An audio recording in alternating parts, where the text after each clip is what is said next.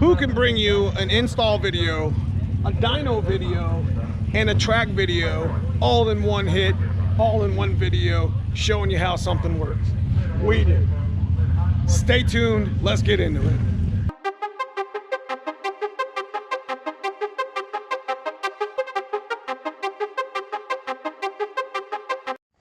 What's up, YouTube? Welcome back to the channel. If you're just joining us, we had installed valve springs last week on Dad's old blue car, which is a stock bottom end stock 302 with a 30-year-old supercharger. Today, we're going to be installing a mod that has the potential to make us more horsepower and give us better ET times. So last week, if you get a chance, check out the card that I'm about to show you here. We installed valve springs on Dad's old blue car. Now, I've been doing the stock bottom end stuff for many years. And if you've noticed that I've watched, you know, the black car and even the white car has made a transition of stock bottom end making power. And it's just made a transition to good race parts, street parts, whatever. This is still a completely bone stock motor. We did put the valve springs in it last week to see if it could make more horsepower. And we showed that in the other video I was just talking about. So today, me and Cousin Paul are gonna add a new mod. We're gonna go ahead and take this top end back apart, and we're going to install yet still another Ford part, the Cobra Crane 1.7 rockers. These are pedestal mount rockers, which are the same style rockers that are already on the car. So I'm going to take you through this mod, not so much the installation and the setting of the valves and the checking of the valves, but just the installation, because my type of videos, I like to put them in, I'd like to go over to the dyno, show the horsepower, and I like to take them to the track and beat the snot out of them, see if they make any difference. If you're just joining us, this is a full weight street car, full interior street car. I didn't do anything to the axle except for reinforcing it, you know, as far as the control arms and the suspension. And it still has full front Fox suspension and brakes. We're gonna go to the track and see if 1.7 rockers can get us a little more ET. We'll get the intake off. We're gonna get these valve covers back off. Another issue you have with some of these rockers is valve cover clearance. A lot of valve covers have to have their baffle removed or ground down because one of the rockers, specifically on number 1 cylinder, comes up and hits the baffle. Pedestal mount rockers are this. They are a pedestal, and there are shims you can buy to shim them to change your when you're setting your valves or whatever. But one thing you want to make sure too as well is your pedestal mount has, or your rocker pedestal mount has a flat side. I've done this actually before and not even thought about it. But I'm gonna make sure the bolt comes through on the flat side, because the round side is where the pedestal goes, just like this. And then it goes down into the guide there that we showed you just a minute ago, and that's how they stay in place. You gotta keep this little retainer plate for your pedestals. This is for your pedestals, keeps them in track. So what exactly does roller rockers do for you? This is a stock part. It has an F3ZE number. These were found on Cobras, and they came with GT40 heads that came from the factory. So what does this rocker actually do for us? It basically changes the lift on your cam. It allows for a better valve train stability. There's a lot of reasons why. But this specific rocker, for all intents and purposes of what we're trying to do, is this rocker is going to increase our lift of our cam, which is a 0.44 duration, whatever. It's a 444 lift cam from the factory. So what this rocker is going to actually do is it's going to raise our lift to pretty much around what a Bcam would be, the almighty Bcam. And that's going to give us a little more lift in the motor and maybe give us a little more power.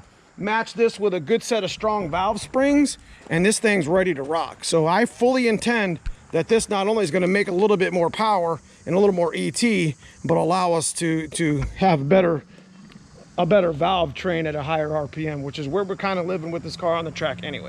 All right, we got a bunch of work done. I didn't do a time lapse. We got to the point, we got them all in, we got them nice and set. They're strong, they're ready to go, they're torqued down. We're gonna put the valve covers on one at a time, turn the car over, make sure they're gonna clearance the valve covers so we don't have to go through this whole process again. We're gonna go ahead and get this car back together, take it for a ride, see how well it feels, and then we're gonna be done with it. We got everything hooked back up. We're gonna give it a fire, see what it sounds like. Go ahead.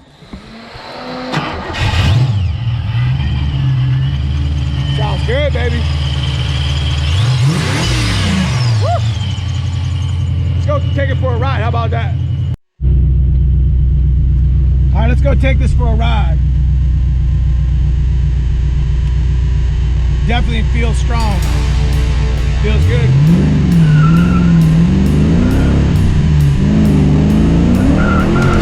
Woo!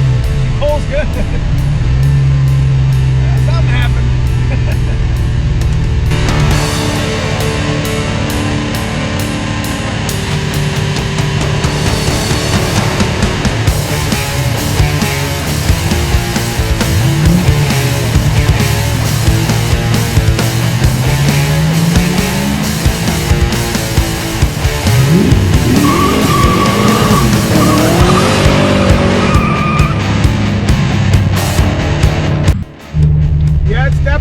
Feels like it's picked something up. I mean, it definitely likes the springs and the rockers a lot better than the old stock stuff, even though we're still talking about stock rockers because they're F3 Ford.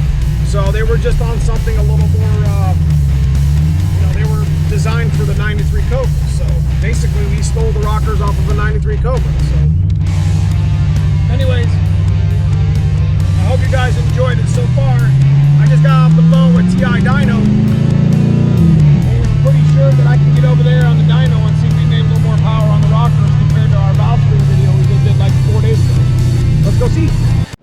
All right, folks, so we got here to Dyno, got on the dyno real quick. We're gonna make one good hit on it. We're gonna see if it makes a little bit more horsepower than when the valve springs got changed. I mean, outside of that, nothing's changed outside of the rockers. So me and Cousin Paul are gonna get this thing loaded on this dyno. We're gonna make this hit. We're gonna have some fun. And then we're going to take it to the track and do a little bit of track testing.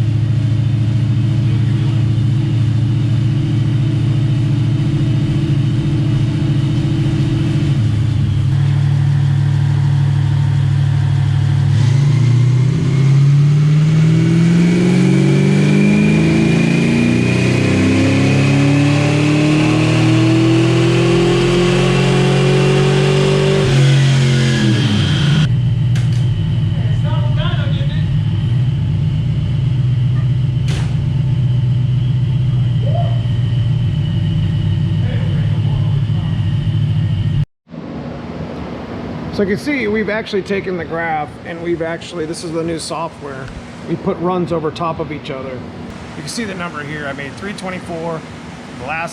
Before the rockers it was 311 and 305. So my peak torque was pretty good. It was up around 374. So I did pick up some torque from the rockers. And of course I picked up some horsepower, almost 325 horsepower. So the whole purpose of this was to show you that adding these little parts do add horsepower. And this is the type of stuff that you don't even really think about when you're actually trying to do horsepower, because these are things that you don't want to spend money on. But to be honest with you folks, I got 150 in the springs, and honestly that's a used set of rockers that I paid $100 for. So I got 300 bucks. I got 300 bucks in this setup plus my time, and I ended up picking up like 30 horsepower. Now you do the math, that's great. We're gonna get this unstrapped, we're gonna get to the track, and then we're gonna make some more hits. And we're still learning the new software or whatever, but I mean, numbers don't lie. That's why I wanted to jump over here. Actually, the other day when we were doing the valve spring video, it was really chilly out. So today is about 10 or 15 degrees and it's a little more humid. So let me get the sun strapped so I can get home and get the slicks on it and we can get to the track. All right, so here we go. We're gonna finally make that test hit. We're gonna see if those rocker arms and we're gonna see if those valve springs made a difference tonight.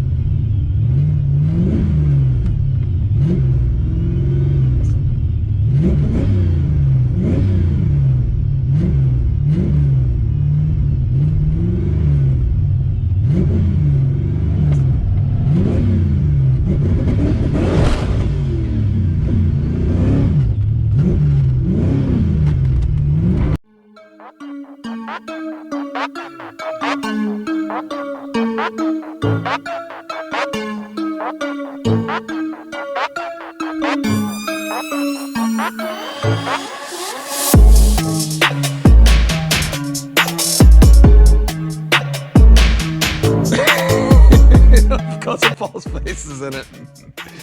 Can't say I'm not disappointed, guys. I tried to get you a video that showed us installing.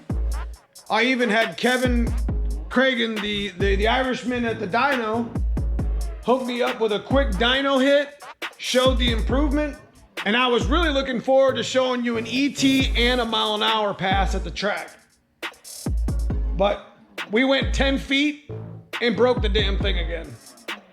Because if you noticed what I'm doing with Dad's car, is I'm putting one mod on at the time and showing you the differences.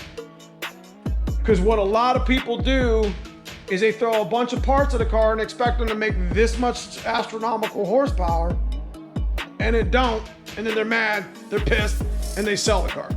This is real world experiences happening right in front of you with these videos. I did it with my black car back in the day. I've done it with my white car before YouTube was even a channel for me. And I'm doing it with my dad's car, his old blue car. I did it really fast with Project Hot Wheels, and I don't want to keep rambling on. That car's got some power and some torque in it now. Since I changed the rockers and since I changed the valve spring, it's almost like it's a different car, sort of. You can definitely tell that it's got more RPM in it, more response. It's just happier. Does that make sense? So it's a mod that's proven. So where do we go from here with this next mods? GT40 intake, GT40 heads, because I'm staying stock blocks, I'm staying Ford parts just like I did with Hot Wheels. Make sure you guys check out some of those other channels that support me, Donnie B, Justin91LX, Brutal, Tussin, and of course, Project Stock Bottom End. Without further ado, I'm gonna end this video here. I'm sorry it went on long. I wanted to show you a lot of data and I wanted to ramble about it. Make sure you check out the videos as we got the white car ready to basically hit the dyno right now. So, finishing up a couple things and we're gonna send it. See you guys soon.